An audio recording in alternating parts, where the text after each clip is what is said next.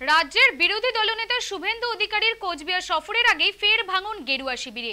লোকসভা ভোটের ফল প্রকাশের পরেই বিজেপি থেকে দলে দলে তৃণমূল কংগ্রেসে যোগদান করছে। শনিবার ঢাংঢিংগুড়ি অঞ্চলের প্রধান মাম্পি সরকার সহ বিজেপির অঞ্চল স্তরের বেশ কিছু সদস্য বিজেপি ছেড়ে তৃণমূল কংগ্রেসে যোগদান করেন। তৃণমূলে যোগদান করে মাম্পি সরকার জানান, সাধারণ মানুষের উন্নয়নের জন্য তিনি বিজেপি ছেড়ে তৃণমূল কংগ্রেসে যোগদান করেছেন।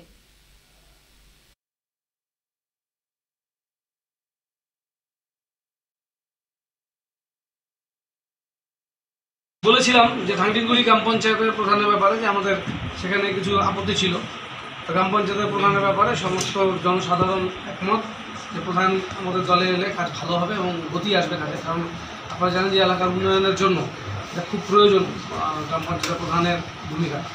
সেই ক্ষেত্রে আমাদের ঢাংঢিংগুড়ি অঞ্চলের গ্রাম পঞ্চায়েতের প্রধান মাম্পি সরকার দাস এবং তার হাজব্যান্ড স্বপন সহ এখানে ভারতীয় জনতা পার্টি থেকে নারায়ণ সরকার, উনি যুব মণ্ডল সম্পাদক, বিশ্বজিৎ বর্মন, বিশ্বজিৎ মদক, কার্তিক রায়, তাপস বর্মন, নিখিল বর্মন, অন্তেশ্বর দাস সহ এই অঞ্চলের যারা মোস্ট ইম্পর্টেন্ট লিডারশিপ গ্রাম পঞ্চায়েতের প্রধানের সাথে যারা আছেন মাম্পি এবং সকলের সাথে, তারা সকলে তৃণমূল কংগ্রেসে আজকে যোগদান করছে।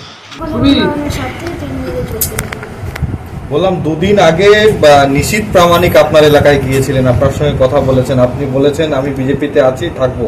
দুদিনের মধ্যে এমন কি হয়ে গেল যে পরিবর্তন করতে হলো? আমাকে বলেনি বিজেপিতে, বলছে তোমার কোনো অসুবিধা হচ্ছে কিনা। আমি বলেছি না, হয়নি।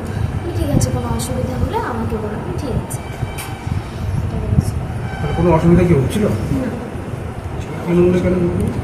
বললাম না, জনগণের উন্নয়নের স্বার্থে